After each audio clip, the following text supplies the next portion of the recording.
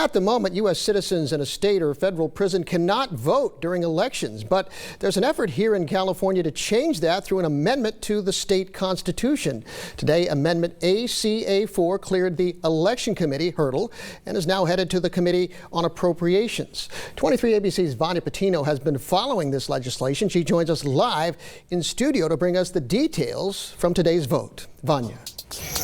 That's right, Mark. Well, to break this down, let's take a look at the amendment text for ACA4, as the measure is called. I have it right here. As you can see, it references a part of the Constitution that talks about voter eligibility. Now, the two requirements are, first of all, the United States citizen who is at least 18 years of age and a resident in the state may vote, which, of course, we already know that. The second part of that is an elector disqualified from voting while serving a state or federal prison term. Now, as you can see, it is quite literally crossed out, and that is what this amendment is looking to change.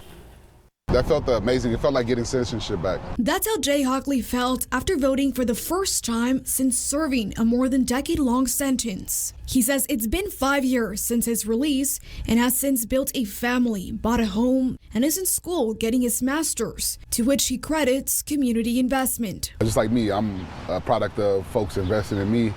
I'm a product of community spaces and having access to education. Which he says was from community organizations, not opportunities inside of the prison facility. A lot of people believe that the carceral system is set up for success, or that folks have that opportunity for success while they're down, and that's very far few in between.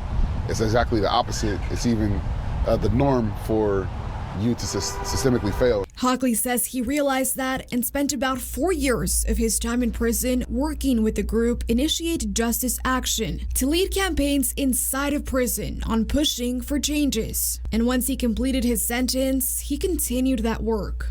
I feel like my life's come full circle to be able to just reinvest in people. Now advocating for this amendment to ACA4 to give incarcerated people voting rights. More folks who are participating within the systems and who are invested in seeing the community that you see around you thrive and survive.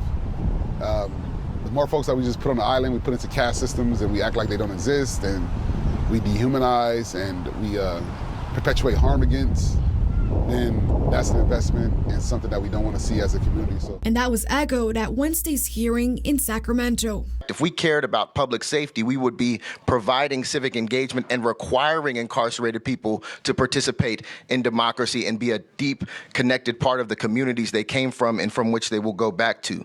State Assemblymember Isaac Bryan from Los Angeles introduced the amendment with the idea that voting is a right, not a privilege. Bryan says that being able to vote reduces recidivism, which is when formerly incarcerated people reoffend and go back to prison. But not everyone on the committee agrees. Well, what about these people who have lost their life or have their lives altered permanently? Permanently. We don't talk about them. Adding it also dismisses the debt prisoners are paying to society. Prisoners should not be voting from their cells.